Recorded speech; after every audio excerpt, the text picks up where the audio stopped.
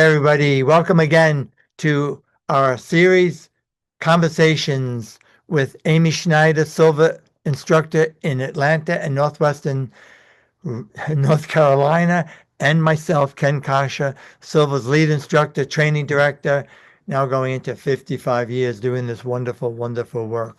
So happy you're here. Thanks for watching. Today, we want to go into this will be a little shorter than our usual conversations, we think, we intend. We want to explore with you an upgrade to managing your inner dialogue, how to cultivate some hope and some optimism, how to what we call mental house cleaning, use it more effectively.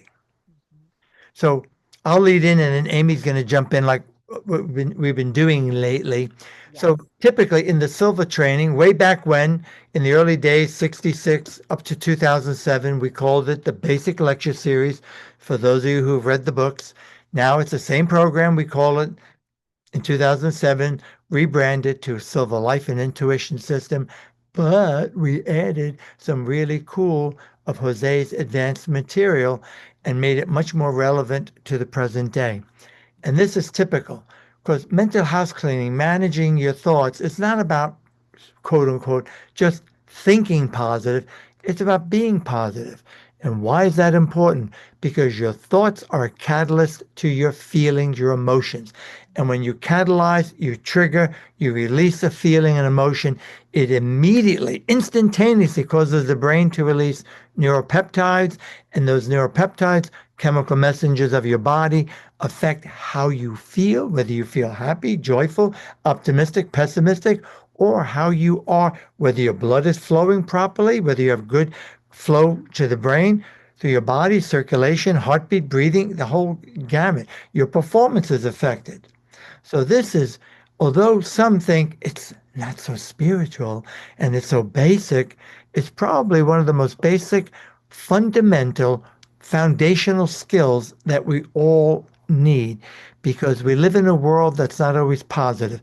And neuroscience teaches us it's much easier by default to go negative because we're in survival mode by design. Number one priority, survival. Number two, security, to be safe.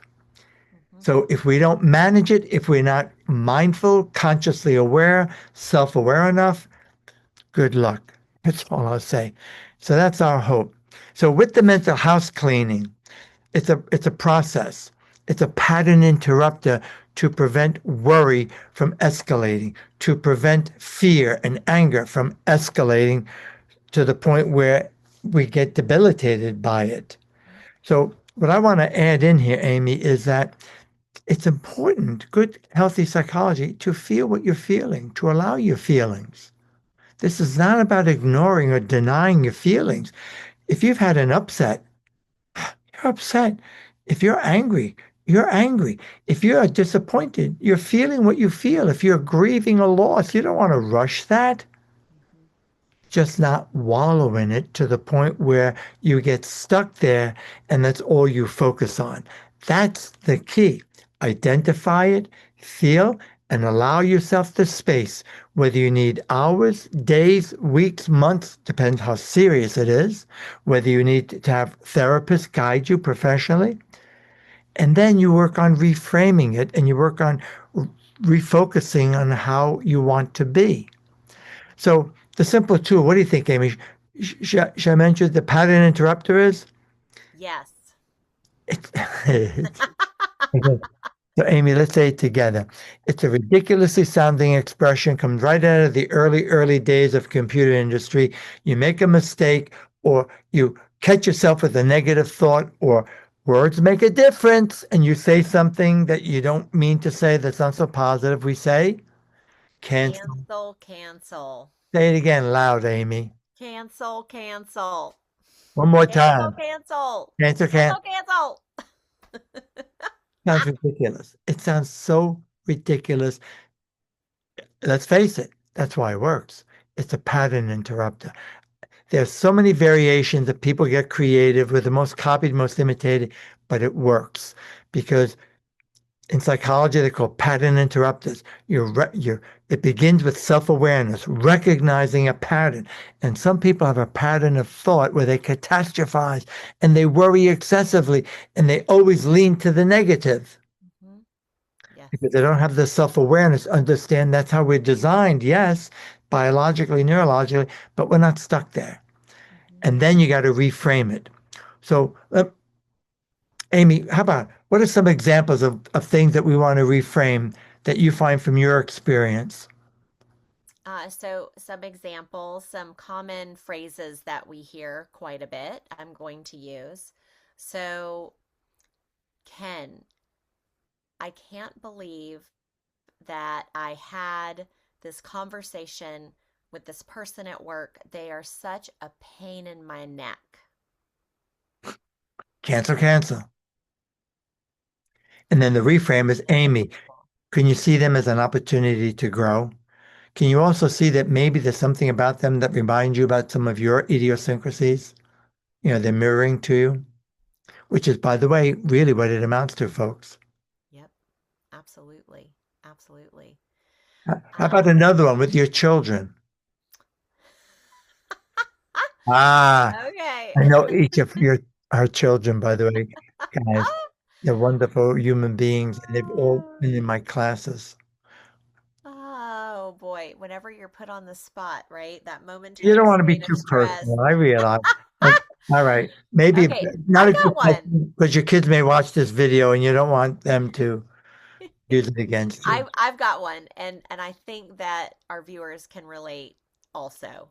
So, uh, um, so what I hear often, especially in my house with two teenagers and one going to be there soon, and they are always hungry, and there's a lot of snacks. And so if there's a favorite snack that they all love, Mom, they so and so, insert child's name here, always takes the last one.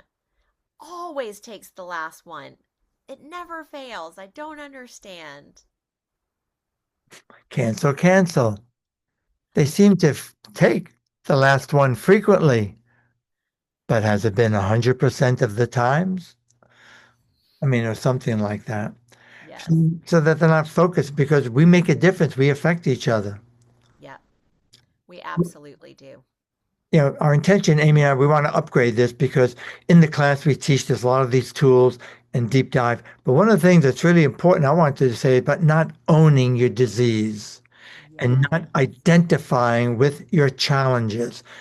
Meaning people say, I'm a diabetic. No, you're not.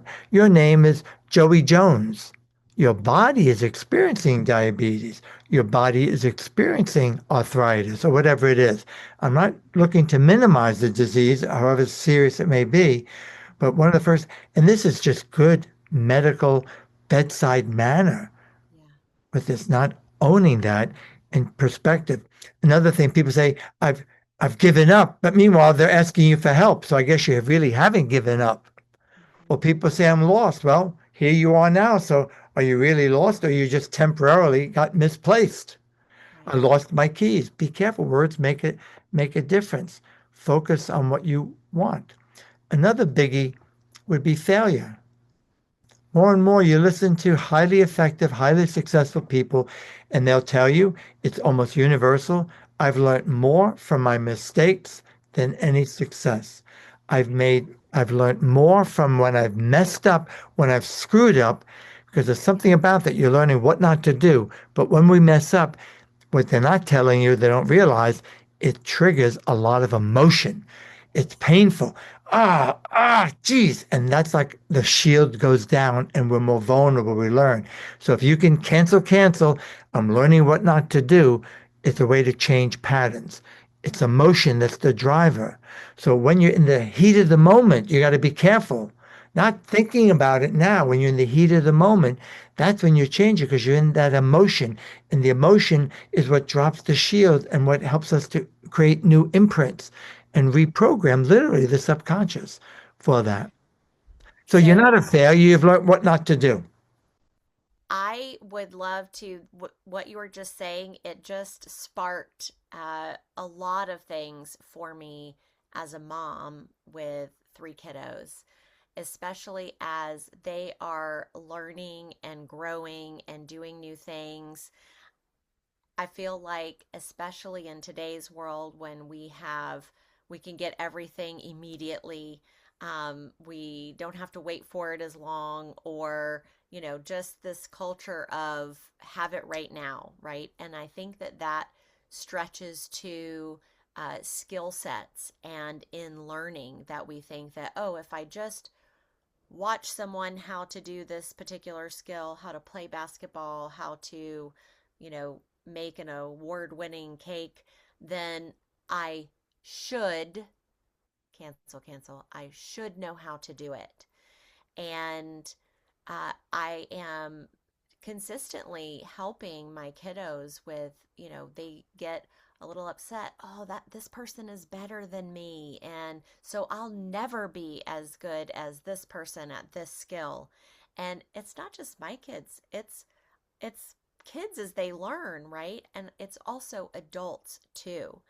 And I think it's really important for us to really understand that some of us do truly have those God given gifts of being able to play music without ever having to have had a lesson in our life. But that's very, very, very few and far between. Most of the time, we're learning, we're reading, we're practicing, and it's the practicing and practicing and practicing and practicing, and it becoming muscle memory and then intuitive, and then figuring out how to do things differently that gives us that skill. And it's not immediate. It's not immediate. So, really having grace and patience with ourselves, and the mental house cleaning can help us do that, is to help recognize, hey, this is what I'm feeling in the moment. Is it where you're going to be 10, 20 years from now? Probably not. So have grace and patience with yourself and recognize, cancel, and reframe. The other thing I would add here is that some of the things that we're working on, such as those health challenges we were just talking about, is they're they're difficult. They're challenges. They may not be solved overnight by any means. And in some cases, you may have been in the challenge for a really long time. So it's very difficult to see the end or see the solution that we want. So is it practical for us to say, oh, cancel, everything will be better tomorrow? Uh, no, right? But it helps us to at least acknowledge where we're at and stop the pattern of thinking, because the more we think about it, the more we give energy to what we don't want. Wow, that's brilliant. You reminded me of some things. I think if you, the listener, watcher, just bring this home with you, because what often people do when we look at other people, I can remember myself starting out. Oh God, I could never be like Harry McKnight. He's so articulate and everybody loves him. And then I looked at other instructors and he has an amazing story. He used to be a drug addict and used Silva to overcome that. What's my story? I used to think I was flunking out of college and used Silva to graduate in highest honors. And I also became the youngest instructor on the planet while I was still a student. But I thought less of myself because I was comparing to others. And that's Hmm. part of mental house cleaning, to what Amy's saying, is to have some self-compassion and appreciate who we are. But also, just recently, I just completed a master's, the advanced training. And one of our grads from Chicago came, and she's been a grad of mine in the immersion for a few years. Her name is Liz. She was inducted into the Chicago Hall of Fame for blues. She's a blues guitarist. So And great. Liz, if you're watching this, she's not a spring chicken either. We're kind of close in age. I'm not, she's definitely younger, but musicians, they live for their music. They play. And when you see a master or somebody, it's because they live it. They do it. It and they practice.